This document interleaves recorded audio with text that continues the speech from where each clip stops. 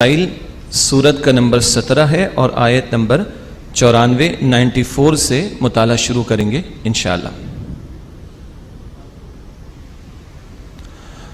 الحمدللہ رب العالمین والصلاة والسلام علی سید الانبیاء والمرسلین اما بعد اعوذ باللہ من الشیطان الرجیم بسم اللہ الرحمن الرحیم وما منع الناس ان يؤمنوا اذ جاءهم الهدى إلا أن قالوا أبعث الله بشرا رسولا قل لو كان في الأرض ملائكة يمشون مطمئنين لنزلنا عليهم من السماء ملكا رسولا قل كفى بالله شهيدا بيني وبينكم إنه كان بعباده خبيرا بصيرا صدق الله العظيم۔ اللهم صل على محمد وعلى آل محمد وبارك وسلم رب اشرح لي صدري ويسر لي أمري واحلل عقدة من لساني يفقهوا قولي واجعل لي وزيرا من أهلي آمين یا رب العالمین۔ سورہ بنی اسرائیل کی آیت نمبر 94 سے مطالعہ شروع کر رہے ہیں۔ مکی دور کی صورت ہے، مشرکین مکہ کے ساتھ جو کشاکش یا کشمکش جاری تھی اس کا بھی ذکر ہے۔ پچھلی آیات میں ان کی جو فرمائشی معجزات کی لسٹ تھی اس کا تذکرہ ہمارے سامنے آیا تھا۔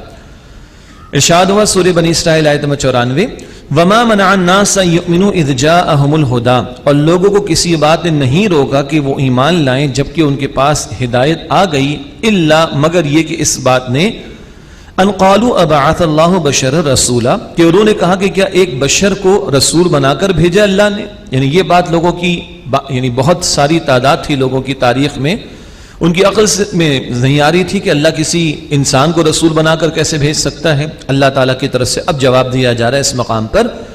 قل لو کان فی الارض ملائکہ، اے نبی علیہ السلام فرمائیے کہ زمین میں فرشتے ہی رہنے والے ہوتے، یمشون مطمئنین، چلتے پھرتے اطمینان سے رہتے ہوتے، لنزلنا علیہم من السماء ملکا رسولا، تو ضرور ان پر ہم آسمان سے فرشتے ہی رسول بنا کر اتارتے۔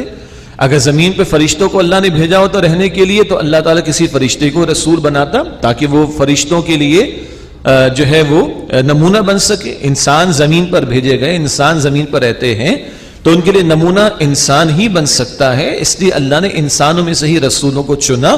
البتہ وہ چنے ہوئے بندے ہوا کرتے تھے رسول، جن پر اللہ کی طرف سے وحی کا نزول ہوتا۔ قل کفا باللہ شہیدا بینی و بینکم، اے نبی علیہ السلام فرما دیجئے میرے اور تمہارے درمیان اللہ بطور گواہ کافی ہے، یعنی وہ گواہ ہے کہ میں حق پیش کر رہا ہوں تمہارے سامنے، اور اس بات پر بھی گواہ ہے کہ تم جانتے بوجھتے اس کی مخالفت کر رہے ہو۔ انہ کان بعبادہ خبیرا بصیرا، بے شک وہ اللہ اپنے بندوں کا خوب خبر رکھنے والا، دیکھنے والا ہے۔ ومن یہد اللہ فہو المہتد، جس سے اللہ ہدایت عطا فرما دے پس وہی ہدایت پانے والا ہے۔ وَمَن يُضْلِلْ فَلَمْ تَجِدْ لَهُمْ أَوْلِيَاءَ مِن دُونِي، اور جسے اللہ گمراہ کر دے تو تم ان کے لیے اللہ کے سوا کوئی مددگار نہیں پاؤ گے۔ وَنَحْشُرُهُمْ يَوْمَ الْقِيَامَةِ عَلَى وُجُوهِهِمْ عُمْيًا وَبُكْمًا وَصُمًّا، اور ہم قیامت کے دن ان کے چہروں کے بل اندھے اور گونگے اور بہرے اٹھائیں گے۔ اللہ اکبر۔ صحابی نے اللہ کے رسول علیہ السلام سے پوچھا، بخاری شریف کی روایت ہے، اللہ کے رسول چہروں کے بل، سر کے بل اللہ چلائے گا؟ تو حضور علیہ السلام نے فرمایا کہ ہاں، جو آج زمین پر پیروں پر چلانے پر قادر ہے کل وہ سر کے بل چلائے گا، وہ ہر بات پر قدرت رکھتا ہے۔ اللہ اس برے انجام سے حفاظت فرمائے۔ مأواہم جہنم، ان کا ٹھکانہ جہنم ہے۔ کلما خبت زدناہم سعیرا، جب کبھی جہنم کی آگ بجھنے لگے گی ہم ان کے لیے اور بھڑکا دیں گے۔ یعنی یہ اشارہ ہے ان کی ذلت میں اضافے کے لیے اور اس کے بیان کے لیے۔ اول تو بجھنے کی نہیں، وہ اگر بجھنے بھی لگے کچھ کمی بھی ہو تو اللہ کہتا اور بھڑکا دیں گے۔ یہ ہے ذلت آمیز عذاب ان کے لیے جو ان تیار کیا گیا۔ ذالک جزاؤہم بانہم کفروا بآیاتنا، یہ اس بات کی سزا ہے کیونکہ انہوں نے ہماری آیات کا انکار کیا۔ وقالوا اذا كنا عظاما ورفاتا، اور انہوں نے کہا کہ جب ہم ہڈیاں ہو جائیں گے اور ریزہ ریزہ ہو جائیں گے، انا لمبعوثون خلقا جدیدا، کہ ہم دوبارہ نئی صورت میں پیدا کیے جائیں گے۔ اولم یروا ان اللہ الذی خلق السماوات والارض قادر، کیا انہوں نے نہیں دیکھا کہ اللہ تعالی جس نے آسمان و زمین کو پیدا فرمایا وہ اس بات پر قادر ہے، علی ان یخلق مثلہم، کہ ان جیسے اور پیدا کرے، وجعل لہم اجلا لا ریب فیہ، اور اللہ نے ان کے لیے مقرر کر دیا ایک وقت جس میں کوئی شک نہیں، مراد دنیا میں کسی کی موت اور نافرمان قوموں کے لیے عذاب کا معاملہ، اور سب سے بڑھ کر آخرت میں قیامت کا برپا ہونے کا معاملہ۔ فَأَبَى الظَّالِمُونَ إِلَّا كُفُورًا، پس ظالموں نے ناشکری کے سوا کوئی اور روش قبول نہیں کی۔ قل لو انتم تملکون خزائن رحمت ربی، اے نبی علیہ السلام فرما دیجئے اگر تم مالک ہوتے میری رب کی رحمت کے خزانوں کے، اذا لامسکتم خشیۃ الانفاق، تو خرچ ہو جانے کے ڈر سے ضرور بند رکھتے، وکان الانسان قتورا، اور انسان بڑا ہی تنگ دل واقع ہوا ہے۔ یعنی پس منظر یہ ہے کہ یہ کہہ رہے ہیں کہ اللہ تعالیٰ نے ایک رسول بنایا وہ بھی انسانوں میں سے، یا کبھی کہتے کہ اللہ تعالیٰ کو ایک یتیم ملا، معاذ اللہ معاذ اللہ، اللہ کو کوئی سردار نہ ملا۔ اللہ تعالیٰ فرما رہا ہے کہ اگر ان کے پاس کچھ اختیار ہو تو یہ کسی کو دھیلا بھی نہ دیں، تل کے برابر بھی کچھ نہ دیں، یہ اس قدر بخیل اور کنجوز ہیں۔ یہ تو اللہ ہے جو اپنی مشیت کے مطابق فیصلے فرما رہا ہے کہ اپنی رسالت سے کس کو نوازے۔ آخری رکوع ہے سورہ بنی اسرائیل کا، اور اس میں پھر بنی اسرائیل کا تذکرہ آ رہا ہے۔ سورت کے آغاز میں بھی ذکر تھا بنی اسرائیل کا، اختتام پر بھی ہے۔ سورت کا نام بھی بنی اسرائیل، اور اس میں ہجرت کی طرف بھی اشارہ آیا، اور یہود کے تعلق سے بھی کلام ہے کیونکہ ہجرت مدینہ ہوگی اور نبی علیہ السلام کا سابقہ ان یہود کے ساتھ مدینہ شریف میں پیش آنے والا ہے۔ وَلَقَدْ آتَيْنَا مُوسَىٰ 9 آیات بینات، اور یقیناً ہم نے موسیٰ علیہ السلام کو 9 کھلی نشانیاں عطا فرمائی۔ یاد آیا جی؟ 7 کا ذکر آیا الاعراف میں، آیت 130 133 میں، وہ مختلف نوعیت کے عذاب جو آتے رہے، اور 2 وہ مستقل ان کا بیان آیا ہے، ایک چمکتا ہوا ہاتھ اور ایک وہ عصا جو اژدہا بن جایا کرتا تھا۔ 9 نشانیاں۔ فَاسْأَلْ بَنِي إِسْرَائِيلَ إِذْ جَاءَهُمْ، پس بنی اسرائیل سے پوچھو جبکہ موسیٰ علیہ السلام ان کے پاس آئے۔ فَقَالَ لَهُ فِرْعَوْنُ، تو فرعون نے ان سے کہا، إِنِّي لَأَظُنُّكَ يَا مُوسَىٰ مَسْحُورًا، کہ بے شک اے موسیٰ میں گمان کرتا ہوں کہ تم پر تو جادو کر دیا گیا ہے، معاذ اللہ۔ قال لقد علمت ما انزل هؤلاء الا رب السماوات والارض بصائر، موسیٰ علیہ السلام فرمایا کہ یقیناً اے فرعون تو جان چکا ہے کہ اس کو تو نازل کیا ہے آسمانوں اور زمین کے رب ہی نے بصیرت کی باتیں بنا کر۔ یہ جو معجزات میں پیش کر رہا ہوں یہ میرے گھڑے ہوئے نہیں، معاذ اللہ، یہ رب العالمین کی طرف سے بصیرت والی باتیں ہیں، آنکھیں کھول دینے والی باتیں ہیں۔ وَإِنِّي لَأَظُنُّكَ يَا فِرْعَوْنُ مَثْبُورًا، اور اے فرعون بے شک میں تو تجھے گمان کرتا ہوں کہ تو ہلاک شدہ ہے۔ یہ ہے جو موسیٰ علیہ السلام نے بالکل ترکی بترکی اس کو جواب دیا ہے۔ اس نے کہا میں تجھے جادو سے سمجھتا ہوں موسیٰ، موسیٰ علیہ السلام فرمایا کہ میں سمجھتا ہوں ہلاک شدہ ہے، تیرے بارے میں فیصلہ آیا ہی چاہتا ہے۔ بہرحال فَأَرَادَ أَن يَسْتَفِزَّهُم مِّنَ الْأَرْضِ، تو اس نے چاہا کہ انہیں یعنی موسیٰ علیہ السلام کو سرزمین مصر سے نکال دے۔ فَأَغْرَقْنَاهُ وَمَن مَّعَهُ جَمِيعًا، اللہ فرماتا ہے کہ تو ہم نے اسے یعنی فرعون کو اور جو اس کے ساتھ سب کو غرق کر دیا۔ وَقُلْنَا مِن بَعْدِهِ لِبَنِي إِسْرَائِيلَ اسْكُنُوا الْأَرْضَ، اور ہم نے کہا اس کے بعد بنی اسرائیل کو تم زمین میں رہو۔ فَإِذَا جَاءَ وَعْدُ الْآخِرَةِ، پھر جب ایک اور وعدے کا وقت آئے گا، جِئْنَا بِكُمْ لَفِيفًا، ہم تم سب کو لے آئیں گے سمیٹ کر۔ اس میں 2 مراد لی گئی ہیں، ایک تو آخرت کا وعدہ سب کو جمع کر دیا جائے گا، اور ایک یہ کہ بنی اسرائیل ان کا جو معاملہ ہے وہ کچھ موقوف رہا، اور قیامت سے قبل یہ سارے ایک ہی جگہ اکٹھے کیے جائیں گے، اور آخری سزا جو پینڈنگ ہے ان کی وہ ان کو دی جائے گی۔ یہ اسرائیل کا بن جانا یہ مشیت الہی میں ہے، اور وہ جو جیوز یا یہودی ساری دنیا میں تتر بتر ہیں اب وہ سمٹ کر ادھر آ کر جمع ہو جائیں گے، اور پھر ان کا جو لیڈر ہے اینٹی کرائسٹ الدجال، مسیح الدجال، اس نے آنا ہے، اور اللہ سبحانہ وتعالی عیسیٰ علیہ السلام کو بھی بھیجیں گے، اور وہ دجال قتل ہوگا عیسیٰ علیہ السلام کے ہاتھوں، اور یہ سارے یہود کی پھر آخری پٹائی ہونی ہے قیامت سے قبل۔ تو ایک مراد ان کو ایک ساتھ جمع کر دیا جائے گا آخری وعدے کے موقع پر، اور ایک مراد ہے کہ جیسے سارے لوگوں کو آخرت میں جمع کیا جانا تو ان سب کو بھی جمع کیا جائے گا۔ وَبِالْحَقِّ أَنزَلْنَاهُ وَبِالْحَقِّ نَزَلَ، اور ہم نے اس قرآن کو حق کے ساتھ نازل کیا ہے، اور یہ حق ہی کے ساتھ نازل ہوا ہے۔ وَمَا أَرْسَلْنَاكَ إِلَّا مُبَشِّرًا وَنَذِيرًا، اور اے نبی علیہ السلام ہم نے آپ کو مبشر بشارت دینے والا، نذیر ڈرانے والا بنا کر بھیجا ہے۔ ڈرانے سے مراد اللہ کے عذاب کا خوف دلانا۔ وَقُرْآنًا فَرَقْنَاهُ لِتَقْرَأَهُ عَلَى النَّاسِ عَلَى مُكْثٍ، اور قرآن حکیم کو ہم نے تھوڑا تھوڑا کر کے نازل کیا تاکہ اے نبی علیہ السلام آپ ٹھہر ٹھہر کر لوگوں پر اس کو پڑھیں۔ وَنَزَّلْنَاهُ تَنزِيلًا، اور ہم نے اس کو تنزیل کے طور پر تدریجاً تھوڑا تھوڑا کر کے گریجولی نازل کیا۔ قدر کی رات میں تو پورا قرآن پہلے آسمان پر آگے لوح محفوظ سے، اور پھر 23 برس میں کم و بیش تھوڑا تھوڑا کر کے نبی اکرم علیہ السلام کے قلب مبارک پر نازل ہوا۔ تو اللہ نے فرمایا کہ ہم نے تھوڑا تھوڑا کر کے نازل کیا۔ آپ بھی ٹھہر ٹھہر کے تلاوت کریں. ہم نے تدریجاً نازل کیا تو ہم لوگوں کو بھی تعلیم دی جا رہی ہے کہ ٹھہر ٹھہر کر قرآن کی تلاوت کی جائے. کم سے کم بڑی جو حرام غلطیاں ہو جاتی اس سے تو بندہ بچے، جس کو لحن جلی کی غلطیاں کہا جاتا ہے، اور اچھے انداز سے قرآن حکیم کی تلاوت کی کوشش کی جائے. اللہ مجھے آپ کو ہم سب کو اس کی توفیق عطا فرمائے. ایسی ہدایت سورۃ المزمل میں بھی ہے، وَرَتِّلِ الْقُرْآنَ تَرْتِيلًا، ترتیل سے ٹھہر ٹھہر کر اے نبی صلی اللہ علیہ وآلہ وسلم قرآن حکیم کی تلاوت کیجئے. قل آمنوا به او لا تؤمنوا، اے نبی علیہ السلام فرما دیجیے تم اس پر ایمان لاؤ یا نہ لاؤ. ان الذین اوتوا العلم من قبلہ، بے شک جن لوگوں کو اس سے قبل علم دیا گیا، اشارہ اہل کتاب کی طرف ہے اور ان کے نیک لوگوں کی طرف. اذا یتلی علیہم یخرون للاذقان سجدا، جب یہ قرآن ان کے سامنے پڑھا جاتا ہے تو وہ سجدہ کرتے ہوئے ٹھوڑیوں کے بل گر پڑتے ہیں. گر پڑنے سے مراد عاجزی سے سجدے میں چلا جانا.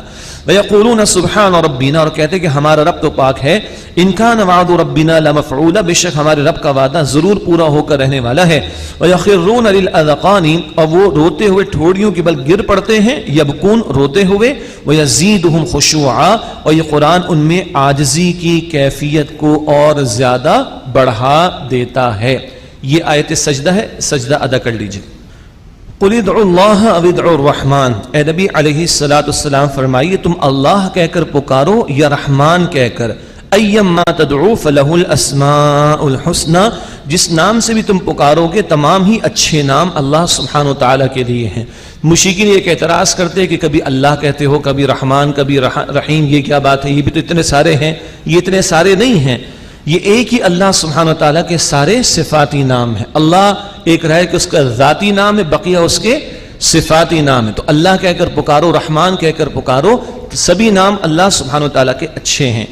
وَلَا تَجْهَرْ بِصَلَاتِكَ وَلَا تُخَافِتْ بِهَا، اور نماز میں اپنی آواز بہت نہ بلند رکھو اور نہ ہی بالکل پست. وَابْتَغِ بَيْنَ ذَلِكَ السَّبِيلَ، بلکہ اس کے درمیان کی روش اختیار کرو. مسلمان جب ذرا بلند آواز سے تلاوت کرتے، مکی دور کی بات ہو رہی تو مشرکین مذاق اڑایا کرتے تھے، تو کہا گیا کہ تھوڑی سی آواز کو پست کر لیا جائے.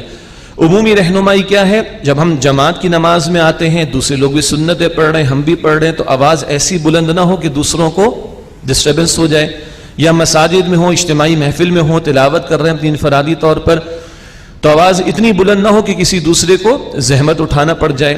اور جب نماز میں کھڑے ہو تو ایسا بھی نہ ہو کہ پتہ ہی نہیں کہ کیا کہا جا رہا ہے. بعض ساتھیوں کو دیکھا جاتا ہے ان کے ہونٹ بھی نہیں ہل رہے ہوتے، بالکل غلط ہے. یعنی آدمی اکیلا کھڑا ہو اور چلیے پنکھا نہ چل رہا ہو، اس کو سمجھ لیجئے، تو اپنے کان میں اس کی آواز آئے، اتنی آواز ہونا ضروری ہے. کم سے کم بندہ تلاوت کر رہا ہے نماز میں، تو جیسے پنکھا اگر بند کر رہے، آپ چیک کر لیں اس کو، پنکھا اگر بند ہو اور میں کچھ پڑھ رہا ہوں تو کم سے کم میرے اپنے کان میں تو آواز ہے، یہ کم از کم ہے. تو نہ بہت بلند نہ بہت دھیمی، بلکہ درمیانی روش کو اختیار کیا جائے. یہ نماز میں بھی مطلوب ہے، یہ زندگی کے اور معاملات میں بھی، معاشی معاملات میں بھی مطلوب ہے. دیگر مقام پر اس کا ذکر آیا ہے اور مزید آئے گا انشاءاللہ. آخری آیت ہے، بہت ہی پیارا موقع ہے، بلکہ بیان ہے توحید کے اعتبار سے. وَقُلِ الْحَمْدُ لِلَّهِ، اور اے نبی صلی اللہ علیہ وسلم فرما دیجئے الحمدللہ، کل شکر تعریف اللہ کے لیے. یہ نظری توحید ہے، نظریے کی توحید. کائنات کا خالق کون، مالک کون، رازق کون؟ اللہ. کل شکر تعریف اس کے لیے. درمیان میں تین بڑے اہم پہلوؤں کے حوالے سے اللہ تعالیٰ نے نفی فرمائی ہے. کیا؟ الذی لم یتخذ ولدا، جس نے کسی کو اولاد نہیں بنایا، اس کو حاجت ہی نہیں. ولم یکن لہ شریک فی الملک، اور سلطنت میں بادشاہت میں اس کا کوئی شریک نہیں. ولم یکن لہ ولی من الذل، اور کسی کمزوری کے سبب کوئی اس کا ساتھی یا مددگار یا دوست نہیں ہے. ہاں اس نے دوست تو بنایا ہے. سورہ البقرہ میں ہم پڑھتے ہیں آیت نمبر 257 میں، اللہ ولی الذین آمنوا، اللہ ایمان والوں کا ولی ہے، دوست ہے. ہم اور آپ دوست بناتے تو ضرورت ہوتی نا، کہہ بھی دیتے انگلش میں a man is a friend in need is a friend indeed. ویسے یہ بات ٹھیک نہیں ہے. یہ کیا بھائی جب ضرورت پڑی تو دوستی کی یاد آ گئی، یہ تو مفاد ہے. A friend who is not in a need is a friend indeed. جو اپنی ضرورت تمہارے سامنے نہ رکھے، مفاد سے بالا تر ہو کر جو تم سے دوستی اختیار کرے، اس کو بدل لیں جو انگریزی میں پڑھتے ہوئے آئے نا. دوست تو وہ ہے حاجت نہ رکھے، مفاد سے بالا تر ہو کر اس کی دوستی ہونی چاہیے۔ یہ کیا کہ مفاد یاد آیا تو دوست یاد آیا، مفاد آ گیا تو دوست یاد آ گیا، خیر یہ تو سائڈ پہ رکھیں۔ ہم بھی دوست بناتے مجبوری ہوتی ہیں، اللہ کی کوئی مجبوری نہیں ہے۔ وَلَمْ يَكُنْ لَهُ وَلِيٌّ مِّنَ الذُّلِّ، اور کسی کمزوری کے سبب اس کا کوئی دوست نہیں ہے۔ یہ تین باتوں کی نفی، کوئی اس کی اولاد نہیں، اس کی معاشات میں کوئی شریک نہیں، کسی کمزوری کے سبب اس کا کوئی دوست نہیں۔ اور اب توحید عملی کا بیان۔ توحید کا عملی تقاضا کیا ہے؟ وَكَبِّرْهُ تَكْبِيرًا، اور اس کی بڑائی کا بول بالا کرو جیسا کہ اس کی بڑائی کا حق ہے۔ اس کی بڑائی کا بول بالا کرو جیسے کہ اس کی بڑائی کا حق ہے۔ اللہ اکبر کہہ دیا، بہت اچھی بات ہے، ایک صدقے کا اجر بھی ملے گا، لیکن تسبیح تو فرشتے بھی کر رہے تھے، پھر انسان کو کاہے کے لیے پیدا کیا گیا؟ انسان سے کوئی اور تکبیر مطلوب ہے، یا وسعت افلاک میں تکبیر مسلسل، یا خاک کی آغوش میں تسبیح و مناجات۔ وہ مذہب مردان خود آگاہ و خدا مست، یہ مذہب ملا و جمادات و نباتات۔ اللہ اکبر اللہ اکبر تم نے کہا تو یہ تو چرند پرند بھی کہہ رہے ہیں۔ سورہ بنی اسرائیل میں ہم نے پچھلی نشست میں پڑھا، آیت نمبر 44 میں ہر شے اللہ کی تسبیح کر رہی ہے۔ بھئی تم بھی سبحان اللہ الحمدللہ کہہ کے بس مطمئن ہو جاؤ تو فرق کیا پڑا؟ تمہاری تکبیر تو وہ ہے کہ اس وجود پر اللہ کی بڑائی کو نافذ اور قائم کرو، اور تم سے کیا تکبیر مطلوب ہے؟ وَكَبِّرْهُ تَكْبِيرًا، اس کی بڑائی کا بول بالا کرو۔ یہ زمین اللہ کی ہے، اس پر اس کے حکم کو نافذ کرنے کی جد و جہد کرو، اس کے لیے تمہیں خلیفہ بنا کر بھیجا گیا، اس وجہ سے تمہارا کوئی مقام رتبہ اور منصب ہے۔ وَكَبِّرْهُ تَكْبِيرًا، اور یہی حضور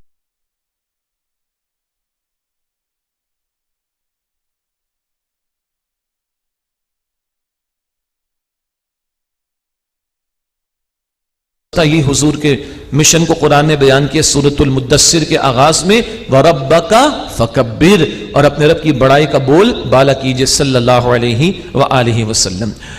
اس کے بعد سورۃ الکہف کا مطالعہ شروع کر رہے ہیں۔ الحمدللہ سورۃ الکہف کے بارے میں ہم جانتے ہیں کہ جمعے کے دن نبی اکرم صلی اللہ علیہ وسلم نے اس کی تلاوت کی تلقین فرمائی ہے۔ آپ نے یہ بھی فرمایا کہ جو جمعے کے دن سورۃ الکہف کی تلاوت کا اہتمام کرے، اللہ سبحانہ وتعالیٰ اس کو دجال کے فتنے سے محفوظ رکھے گا۔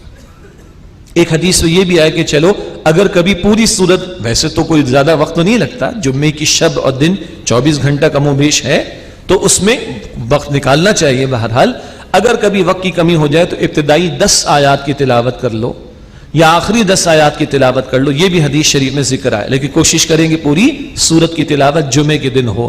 اور دجال کے فتنے سے بچانے کے لیے بڑی اہم ہے۔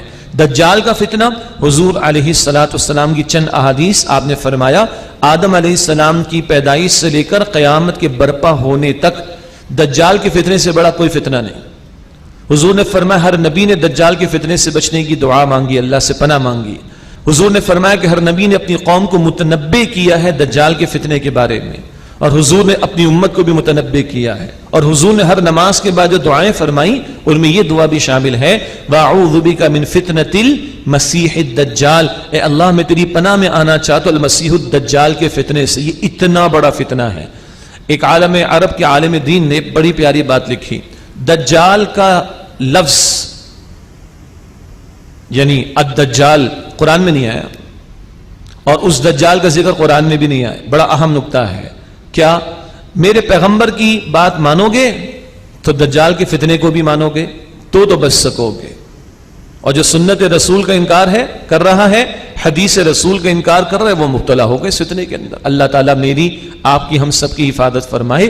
تو بعض اتنی اہم باتیں وہ احادیث مبارکہ میں آئی ہیں، قرآن حکیم میں نہیں آئی۔ اسی لیے پورا پیکج ہدایت کا کیا ہے؟ قرآن جمع سنت رسول صلی اللہ علیہ وآلہ وسلم۔ ہاں ریزمبلنس کی مطابقت کیا ہے؟ دجل دھوکے کو کہتے ہیں، دھوکا۔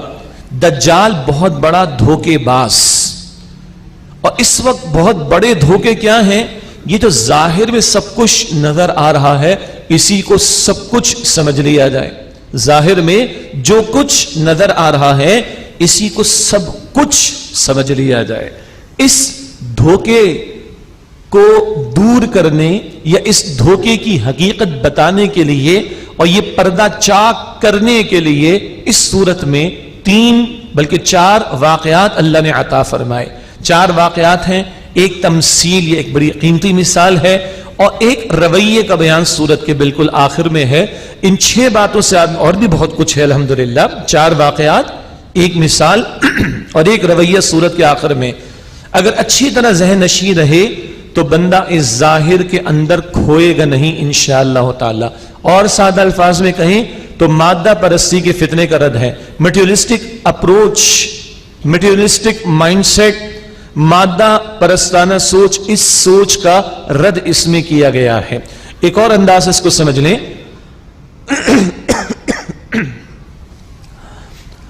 اسی صورت کے ابھی بالکل آغاز میں نصارہ کے غلط عقائد کا ذکر آئے گا، اور عیسیٰ علیہ السلام کی اصل تعلیم کو تو نصارہ نے مسخ کر ڈالا. اور عیسیٰ علیہ السلام کے کافی عرصے کے بعد وہ سینٹ پال تھا کہ جس نے غلط بھونڈے عقائد کو عیسائیت کا نام بھی دیا اور عیسائیت کو مشنری ریلیجن بنایا ہے. حالانکہ عیسیٰ علیہ السلام کی تعلیم صرف بنی اسرائیل کے لیے تھی، نان اسرائیلیز کے لیے نہیں تھی. یہ ذکر پہلے آ چکا ہے. پھر وہ بھونڈے عقیدے کہ خدا نے اپنا بیٹا بنا لیا، معاذ اللہ، بیٹے کو سولی دے دی، معاذ اللہ، اور اس بیٹے کی سولی دے کر ساروں کے گناہوں کا کفارہ دے دیا، استغفر اللہ. پھر وہ 3 میں سے ایک ہے، خدا، جبرائیل اور عیسیٰ مل کر 3، اور تینوں اپنی جگہ ایک. یورپ میں جب تاریکی کا دور تھا تو ہسپانیہ میں، اسپین میں ہمارے پاس روشنی علم کی موجود تھی، اور یورپ کے کونے کونے سے ہم مسلمانوں کے پاس لوگ علم کی روشنی لینے کو آتے تھے. اس کے بعد ہم سو گئے ہیں، اور اب تو بڑے خراٹے ہم لے رہے ہیں بہت سارے اعتبارات سے، چند پہلوؤں کے سوا بہت سارے اعتبارات سے. انہوں نے روشنی لی.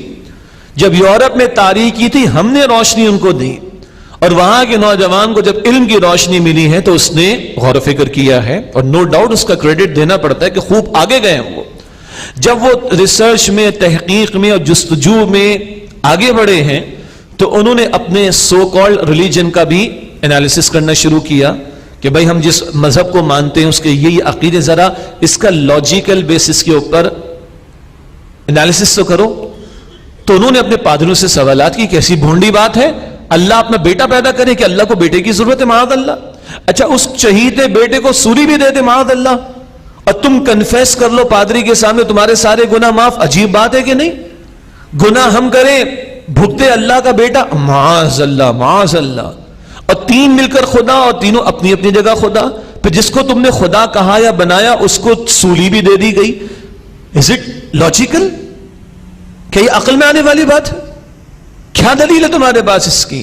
تو پادریوں کہا کہ یہ بددین ہو گئے، یہ اپنے دین سے پھر گئے، ان کی اس ترقی پر پابندی لگنی چاہیے، ان کے سوالات پر پابندی لگنی چاہیے، ان کی اس ریسرچ پر پابندی لگنی چاہیے.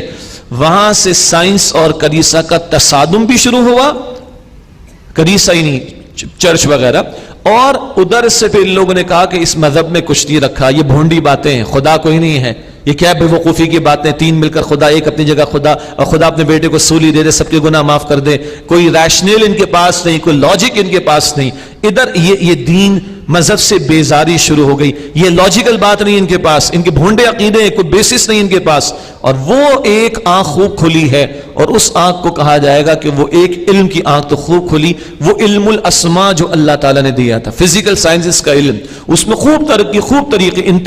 اتنی ترقی ہو گئی کہ ترقی کرنے والے اب کہہ رہے ہیں اس کے پیس کو تھوڑا سلو کر دو بھائی، ہم بہت اوپر چلے گئے، ہم بہت فاسٹ ہو گئے. اس آج کی ترقی نے بہت دور کی چیزوں کو بہت قریب کر دیا. یہاں کراچی بیٹھ کے پوری دنیا بات کر لو، اور برابر میں بھائی بیٹھا ہوا اس کے لیے ٹائم نہیں. اللہ اکبر کبیرہ. ماں بیٹھی ہوئی اس کے لیے ٹائم نہیں، باپ بیٹھا ہوا اس کے لیے ٹائم نہیں. یس اور نو؟ یہ تو پرانے انالیسز ہیں. ترقی کرنے والے کہہ رہے ہیں اسپیس کو روکو، بہت اوپر چلے گئے. اور وہ دوسری آنکھ، علم الوحی، علم الہدایت، اللہ کی طرف سے آئی ہوئی تعلیم، وہ بالکل رد ہو گئی. کیوں؟ یہ بھونڈے عقیدے تھے عیسائیت کے، سو کالڈ، جو سینٹ پال نے بعد میں ایجاد کی.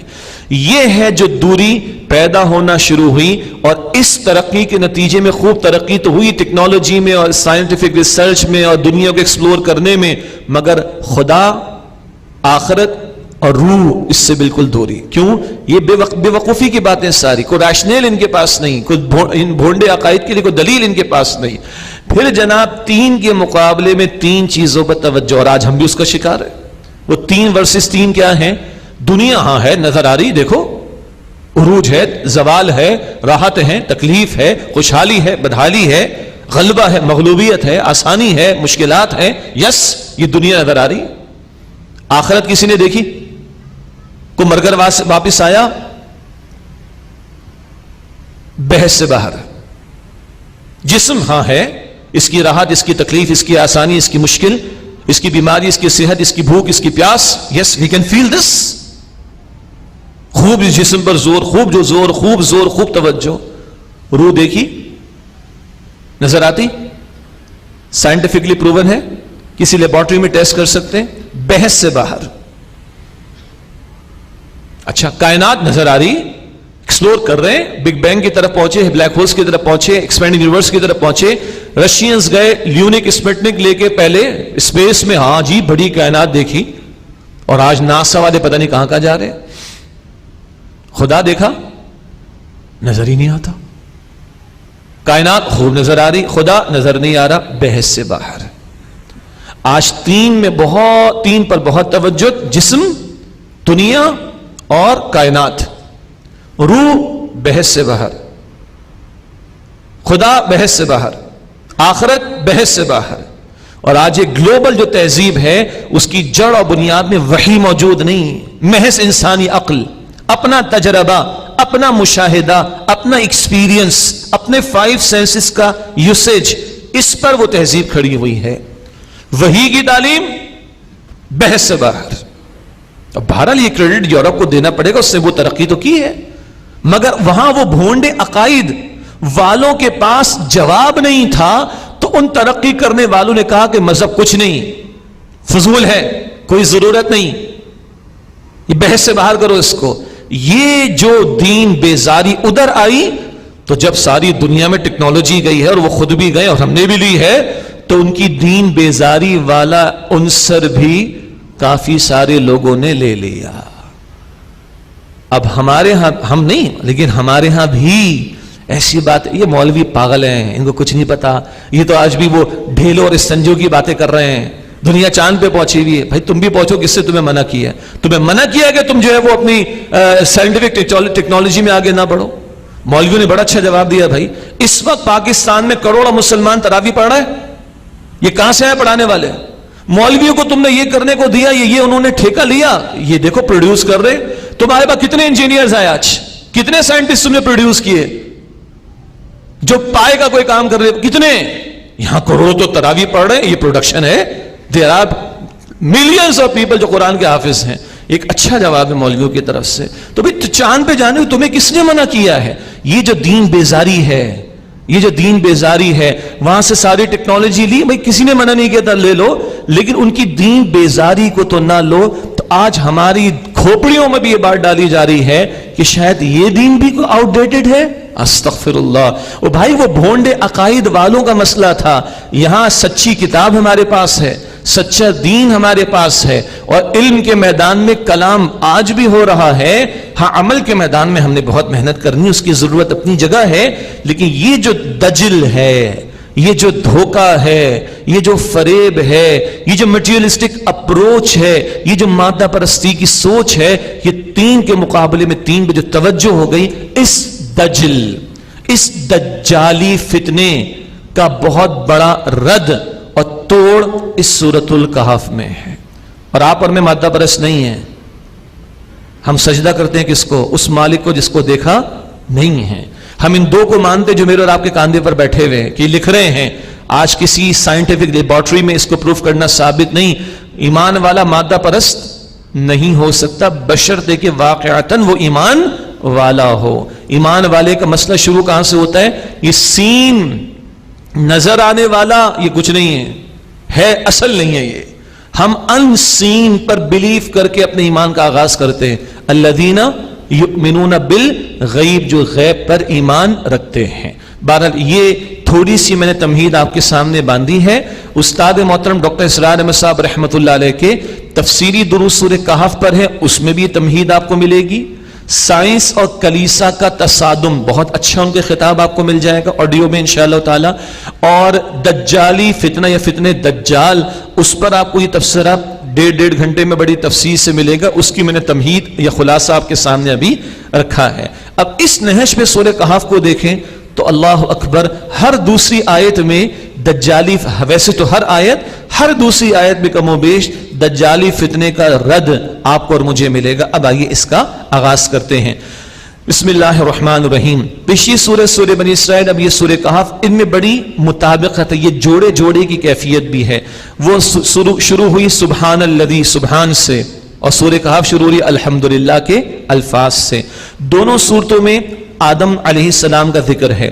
اس صورت میں حضور کی ہجرت کا ذکر تھا، اس صورت میں اصحاب کہف کی ہجرت کا ذکر آئے گا۔ اس صورت کے آخر میں بھی قل سے آیت تھی، اس صورت کے آخر میں بھی قل کے لفظ سے آیت ہمارے سامنے آئے گی۔ تکبیر کے بیان پر سورہ بنی اسرائیل مکمل ہوئی، وَكَبِّرْهُ تَكْبِيرًا، اور الحمدللہ کے کلمے سے سورہ کہف کا آغاز ہو رہا ہے۔ بسم اللہ الرحمن الرحیم۔ الحمدللہ، شکر تعریف تمام کی تمام اللہ کے لیے ہے۔ اس کلمے میں دجالی فتنے کا رد ہے۔ لوگ کہتے ہیں میں نے کمایا، میں نے کھایا، دنیا کہتی ہے ہم نے کھایا، ہم نے کمایا، ہم نے بنایا، ہم نے جمع کیا۔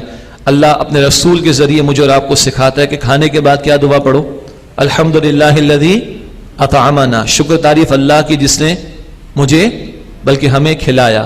کھایا، کھلایا، پیا نہیں، وسقانا، اس نے پلایا۔ اس ایک جملے میں یا کلمے میں رد ہے، یہ میری قوت بازو کا کمال نہیں، میری انٹیلیکٹ کا کمال نہیں، میں نہ میرا رب، میرا اللہ۔ یہ ہے ظاہر کے اسباب پر ہی فوکسڈ ہو جانے کا رد، اسباب میں کچھ نہیں رکھا، تاثیر ڈالنے والا کون؟ اللہ۔ الحمدللہ، کل شکر تعریف اللہ کے لیے، الذی انزل علی عبدہ الکتاب، جس نے اپنے بندے صلی اللہ علیہ وسلم پر کتاب نازل فرمائی۔ بندے کو دیکھا ہے؟ اللہ ہمیں حضور کا دیدار نصیب فرمائے صلی اللہ علیہ وسلم۔ سامنے تو نہیں دیکھا۔ جبرائیل کو دیکھا؟ نہیں دیکھا۔ قرآن کے نزول کو دیکھا؟ نہیں دیکھا۔ اور اس کو مانتے ہیں کہ اللہ کا کلام ہے۔ اب اس ایمان کی قدر محسوس کریں۔ حضور نے فرمایا اعجب الایمان، the most beautiful faith کس کا ہے؟ اے میرے صحابہ بتاؤ، سب سے خوبصورت ایمان فرشتوں کا ہوگا۔ کہ فرشتوں کو کیوں نہ حضور فرما رہے ہیں؟ اللہ کی تجلیات کا ظہور دیکھ رہے ہیں۔ اچھا، رسولوں کا ہوگا، بھئی رسولوں کا کیوں نہ ہو، ان پر تو وحی آ رہی۔ پھر کہتے ہیں ہمارا ہوگا۔ وہ تمہارا کیوں نہیں ہوگا، تم تو مجھے دیکھ رہے ہو۔ یا رسول اللہ، کس کا ہوگا؟ کہ ان کا ہوگا جن کو دو گتوں کے بیچ یہ قرآن ملے گا، اور وہ مانیں گے مجھ پر محمد صلی اللہ علیہ وسلم پر نازل ہوا ہے۔ ان کا ایمان سب سے خوبصورت ہوگا، the most beautiful faith۔ اتنی بھی ایرے غیرے نہیں ہم لوگ، ہاں، اللہ کے رسول نے ہماری قدر بتائی ہمیں صلی اللہ علیہ وسلم۔ اب انہوں نے تو قدر بتا دی، اب ہمیں بھی تو لاج رکھنی ہے نا، اس پر واقعاتاً ایمان ہو۔ اب دیکھیں یہ پہلی آیت پر اگر رکے تو کتنا دجل کا رد ہو رہا ہے۔ دجل کیا ہے؟ ظاہر جو کچھ ہے وہی سب کچھ ہے۔ ہم کہتے نہیں، اللہ نے نازل کیا، حضور پر نازل کیا، کتاب کو نازل کیا، جبرائیل کے ذریعے عطا فرمایا، دیکھا ان سب کو؟ نہیں۔ یہ ایک ایک آیت دجل کا رد کرتی ہے۔ وَلَمْ يَجْعَلْ لَهُ عِوَجًا، اور اس میں کوئی کجی نہیں رکھی، قیمہ، بالکل سیدھا یہ کلام ہے، یعنی مضامین بہت واضح ہیں، سمجھنا چاہو، ہدایت لینا چاہو تو بہت آسان ہے۔ لِيُنذِرَ بَأْسًا شَدِيدًا مِّن لَّدُنْهُ، تاکہ ڈر سنائے اپنی طرف سے سخت عذاب کے حوالے سے۔ اور بأسن یہ لفظ جنگ کے لیے بھی استعمال ہوتا ہے، اور ایک بہت بڑی جنگ بائبل میں آرمیگیڈون کہا گیا، اس پر تو خیر وہ موویز بھی بنا دی گئیں۔ حضور علیہ السلام کے احادیث میں ملحمۃ العظمیٰ، ملحمۃ الکبریٰ، بہت بڑی جنگ قیامت سے پہلے وہ ہونی، the last, the final battle، جس کے بعد غلبہ دین ہونا انشاءاللہ پوری زمین پر۔ ایک رائے یہ بھی ہے، اکثر کی رائے عذاب کا ترجمہ انہوں نے کیا، لِيُنذِرَ بَأْسًا شَدِيدًا مِّن لَّدُنْهُ، تاکہ اپنی طرف سے ڈر سنائے سخت عذاب کے حوالے سے، وَيُبَشِّرَ الْمُؤْمِنِينَ، اور ایمان والوں کو بشارت دے، الَّذِينَ يَعْمَلُونَ الصَّالِحَاتِ، کہ جو اچھے اعمال کرتے ہیں، أَنَّ لَهُمْ أَجْرًا حَسَنًا، کہ ان کے لیے عمدہ اجر ہے، مَاكِثِينَ فِيهِ أَبَدًا، وہ اس میں ہمیشہ رہیں گے۔ دیکھیے جنت نہیں دیکھیے بھائی، مانتے ہیں، یہ بتا رہا ہے قرآن حکیم۔ یہ ہے دجل کا جو رد ہو رہا ہے ان آیات میں۔ وَيُنذِرَ الَّذِينَ قَالُوا اتَّخَذَ اللَّهُ وَلَدًا، اور ان لوگوں کو ڈرائے جنہوں نے کہا کہ اللہ نے بیٹا بنا لیا، معاذ اللہ، مَا لَهُم بِهِ مِنْ عِلْمٍ وَلَا لِآبَائِهِمْ، اس کا انہیں کوئی علم نہیں ہے اور نہ ان کے باپ دادا کو تھا۔ وہی نصارہ کے بھونڈے عقائد کا رد۔ جنہوں نے جن عقائد نے اس دور میں چند صدیاں پہلے چلے جائیں بہت بڑا رول پلے کیا ہے مادہ پرستی کی روش پر آنے کے اعتبار سے.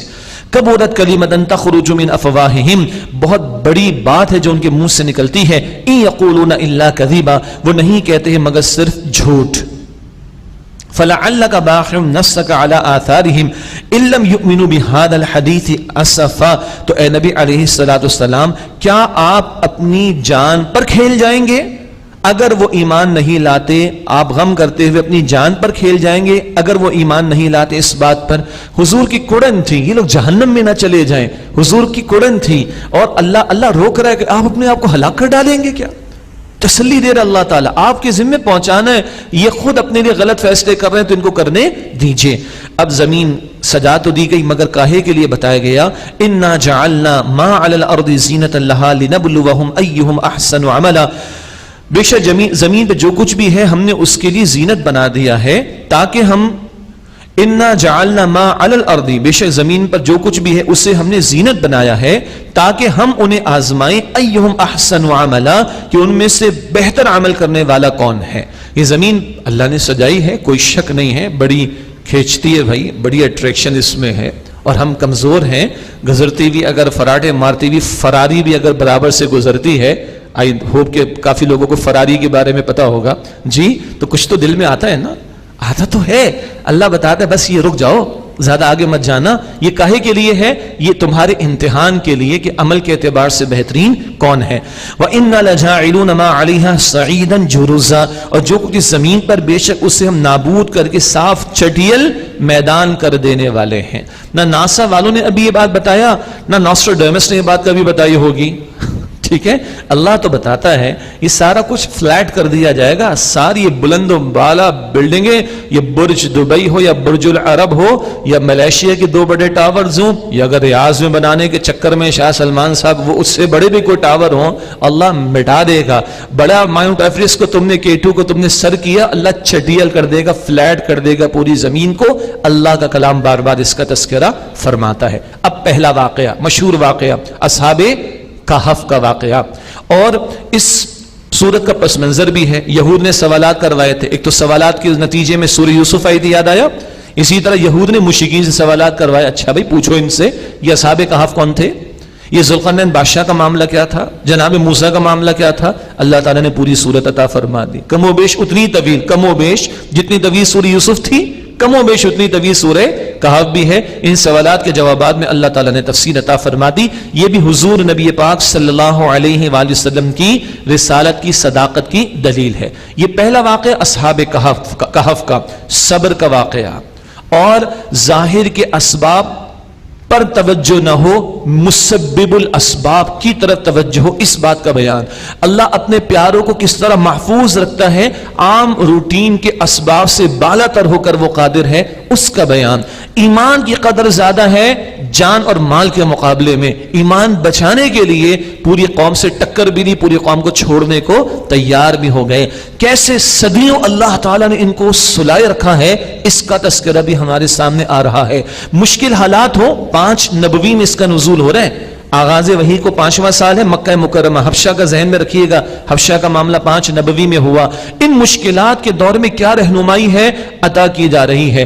حبشہ کی طرف ہجرت کا معاملہ آ رہا ہے تو اصحاب کہف کی ہجرت کا ذکر باری تعالی نے فرما دیا. یہ اتنے سارے چند میں نے آپ کے سامنے رکھے، اتنے ساروں میں سے چند اسباق ہیں جو اس ایک واقعے میں اصحاب کہف کے واقعے میں ہمارے سامنے آ رہے ہیں. فرمایا ام حسبت ان اصحاب الکہف والرقیم کانوا من آیاتنا عجبا، کیا تم نے یہ گمان کیا ہے کہ یہ اصحاب کہف اور رقیم والے ہماری نشانیوں میں سے کچھ عجیب تھے؟ نہ بھائی نہ، ان کا معاملہ بڑا عجیب تو ہے، مگر اس کائنات میں اللہ کے عجائبات بہت سارے ہیں. اس پوری کائنات کا بنانے والا، چلانے والا، تدبیر فرمانے والا، اس کی قدرت کا ایک نظارہ چلو یہ بھی دیکھ لو، مگر ایک یہی تھوڑی، بے شمار نظارے اس کی قدرت کے اس کائنات میں موجود ہیں. کون اصحاب کہف؟ اکثر مفسرین کی رائے ہے کہ یہ عیسیٰ علیہ السلام کے ماننے والے تھے، توحید پر کاربند تھے. البتہ اور اردن کا علاقہ بتایا گیا، یہ ایک رائے ہے. باقی بہت تفصیلات تفاسیر میں آپ اس کو دیکھیے گا. جس دور میں یہ ہیں اس دور میں بادشاہ مشرک تھا، اور یہ اپنی توحید کے عقائد پر کاربند تھے. بادشاہ کے سامنے ان کو پیش کیا گیا، قوم پوری شرک میں مبتلا تھی.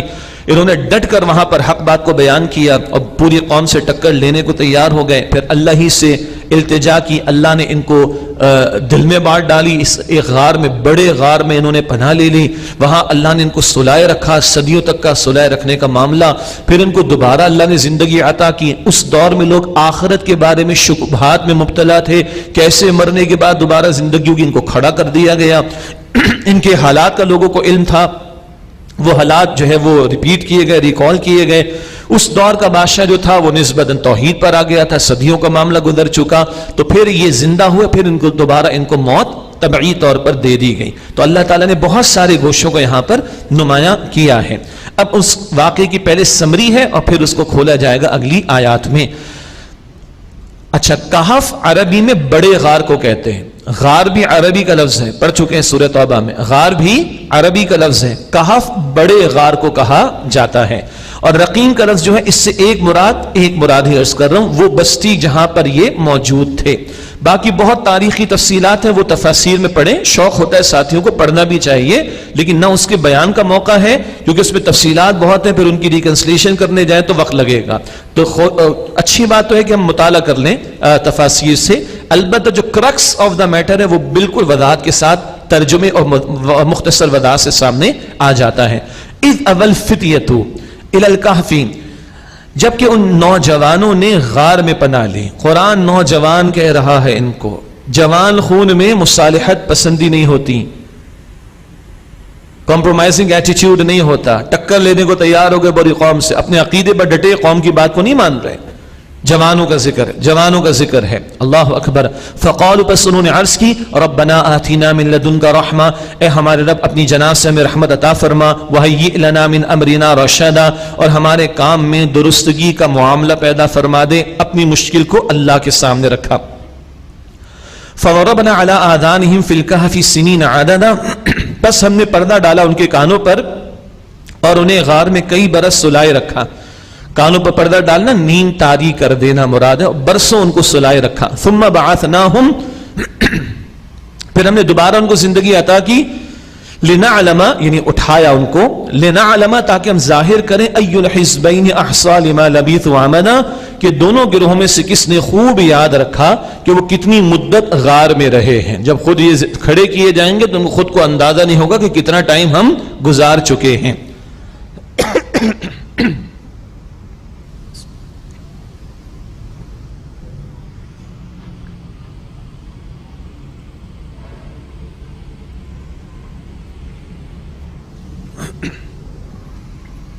اب اس واقعے کی تفصیل کا بیان. نحن نقص علیک نبأہم بالحق، اے نبی علیہ السلام ہم بالکل ٹھیک آپ پر ان کے قصے کو بیان کرتے ہیں. انہم فتیۃ آمنوا بربہم، بے شک وہ چند نوجوان تھے وہ اپنے رب پر ایمان لائے. وزدناہم ہدی، اور ہم نے مزید ان کو ہدایت پر ہدایت عطا فرمائی. تم خود طے کر لو، اللہ تمہیں مزید ہدایت دے گا. تم استقامت کا فیصلہ کر لو، اللہ اور تمہیں ہدایت دے گا. وَرَبَطْنَا عَلَىٰ قُلُوبِهِمْ إِذْ قَامُوا، اور ہم نے ان کے دلوں کو مضبوطی عطا کی جب وہ کھڑے ہو گئے. فقالوا، بس انہوں نے کہا، بادشاہ کے دربار میں بلایا گیا، ان کی پیشی ہوئی ہے، وہاں کھڑے ہو کر کہہ رہے ہیں، ربنا رب السماوات والارض، ہمارا رب تو رب ہے آسمان اور زمین کا. لن ندعو من دونه الہا، ہم اس کے سوا کسی معبود کو نہیں پکاریں گے. لقد قلنا اذا شططا، اور اگر ہم نے ایسا کہا تو بہت ہی بے جا بات ہم کہیں گے. ہؤلاء قوم اتخذوا من دونه آلہہ، یہ ہماری قوم ہے، اس نے اللہ کے سوا اور معبود بنا رکھے ہیں. لولا یأتون علیہم سلطان بین، یہ ان جھوٹے معبودوں پر کوئی دلیل لے کر کیوں نہیں آتے. فمن اظلم ممن افترى علی اللہ کذبا، بس اس سے بڑھ کر ظالم کون ہوگا جس نے اللہ پر جھوٹ باندھا. یہ بادشاہ جو کہ مشرک، اس کے دربار میں کھڑے ہو کر توحید کا اعلان اب آپس میں مشورہ کر کے طے کر رہے ہیں. وَإِذِ اعْتَزَلْتُمُوهُمْ وَمَا يَعْبُدُونَ إِلَّا اللَّهُ، اور جب تم نے ان سے اور جن کو یہ لوگ اللہ کے سوا عبادت کرتے ہیں جن کی ان سے کنارہ کشی اختیار کر لی ہے، فَأْوُوا إِلَى الْكَهْفِ، تو غار میں پناہ لے لو. يَنشُرْ لَكُمْ رَبُّكُمْ مِنْ رَحْمَتِهِ، تمہارا رب تمہارے لیے اپنی رحمت کو پھیلا دے گا. وَيُهَيِّئْ لَكُمْ مِنْ أَمْرِكُمْ مِرْفَقًا، اور تمہارے کام میں تمہارے لیے سہولت مہیا کرے گا. چند نوجوان تھے اور ظاہری بات ہے کہ پوری قوم سے ٹکر ظاہر کے تحت لینا بھی ممکن نہیں تھا، تو انہوں نے گوشہ نشین اختیار کی ہے. یہ بھی کبھی ضرورت پیش آ سکتی ہے اہل حق و اہل باطل کے مقابلے میں. اب غار میں آ گئے. غار چھوٹا نہیں ہے، کہف ہے، بڑا غار ہے، ذہن میں رکھیے گا. وَتَرَى الشَّمْسَ إِذَا طَلَعَتْ تَزَاوَرُ عَنْ كَهْفِهِمْ ذَاتَ الْيَمِينِ، اور تم دیکھتے ہو کہ جب دھوپ نکلتی ہے تو وہ ان کے غار سے دائیں طرف سے بچ کر نکل جاتی ہے. وَإِذَا غَرَبَتْ تَقْرِضُهُمْ ذات الشمال، اور جب وہ ڈھلتی ہے تو ان سے بائیں طرف کترا کر نکل جاتی ہے. وَهُمْ فِي فَجْوَةٍ مِّنْ، اور وہ غار کی کھلی جگہ میں ہے. اول تو یہ غار نہیں، کہف بڑا ہے، دہانہ بھی بڑا ہوگا، لیکن اس دھوپ کو اجازت نہیں ہے کہ ان کو ڈسٹرب کرے. اللہ اکبر. جی صبح سورج نکلا تو وہ ان کے غار سے دائیں طرف بچ کر نکل گئی دھوپ. شام میں ڈھلنے کا موقع ہے، بائیں طرف سے کترا کر نکل گئی دھوپ. وَهُمْ فِي فَجْوَةٍ مِّنْ، اور وہ غار کی کھلی جگہ میں ہے. ذَلِكَ مِنْ آیَاتِ اللَّهِ، یہ اللہ تعالیٰ کی نشانیوں میں سے ہے. اللہ اکبر. دھوپ کو بھی اجازت نہیں کہ ان کی نیند میں خلل واقع ہو. مَن يَهْدِ اللَّهُ فَهُوَ الْمُهْتَدِ، جس سے اللہ ہدایت دے بس وہی ہدایت یافتہ ہے. وَمَن يُضْلِلْ، اور جس کو اللہ گمراہ کر دے، فَلَن تَجِدَ لَهُ وَلِيًّا مُرْشِدًا، تو تم اس کے لیے کوئی ساتھی، کوئی صحیح راہ دکھانے والا نہیں پاؤ گے. وَتَحْسَبُهُمْ أَيْقَاظًا وَهُمْ رُقُودٌ، اور تم انہیں بیدار سمجھو گے حالانکہ وہ سوئے ہوئے ہیں. اور کیسے سوئے ہوئے ہیں؟ وَنُقَلِّبُهُمْ ذَاتَ الْيَمِينِ وَذَاتَ الشِّمَالِ، اور ہم انہیں دائیں طرف اور بائیں طرف کروٹیں بدلواتے رہے.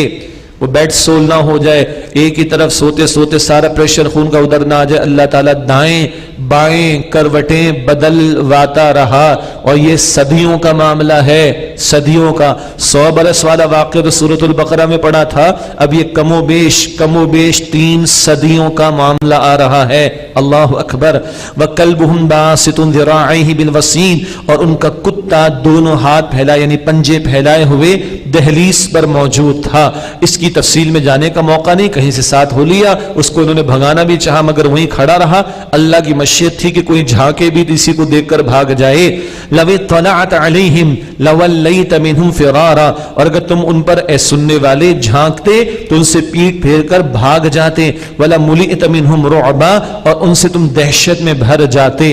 اللہ نے یہ پورا اہتمام کیا، نہ دھوپ ڈسٹرب کرے نہ کوئی بندے آ کر ان کو ڈسٹرب کریں. وَكَذَلِكَ بَعَثْنَاهُمْ لِيَتَسَاءَلُوا بَيْنَهُم، اور اسی طرح ہم نے انہیں دوبارہ زندگی عطا کی تاکہ وہ آپس میں ایک دوسرے سے سوال کریں. قال قائل منهم كم لبثتم، ان میں سے کہنے والے نے کہا بھائی کتنی دیر رہے؟ قالوا لبثنا يوما او بعد يوم، انہوں نے کہا کہ ہم رہے ہوں گے ایک دن یا ایک دن کا کچھ حصہ. اگر وہ صبح کے وقت داخلے کا معاملہ تو میکسیمم کتنا سو لے گا آدمی؟ شام تک سو لے گا، بس اتنا ہی گمان تھا، ایک دن یا اس کا کچھ حصہ. قالوا ربكم اعلم بما لبثتم، کہا کہ نہیں تمہارا رب خوب جانتا ہے تم کتنی مدت رہے. یہ بھی ادب کی بات ہے، تھوڑی نالج میری، تھوڑی تمہاری، تھوڑی ہم میں سے 2-4 کی، لیکن نہیں، اصل اور سب سے بڑھ کر نالج کس کے پاس ہے؟ اللہ کے پاس. فَبَعَثُوا أَحَدَكُمْ بِوَرِقِكُمْ هَذِهِ إِلَى الْمَدِينَةِ، بس اپنے میں سے کسی کو اپنا یہ روپیہ جو بھی سکہ تھا کرنسی یہ دے کر بھیجو شہر کی طرف.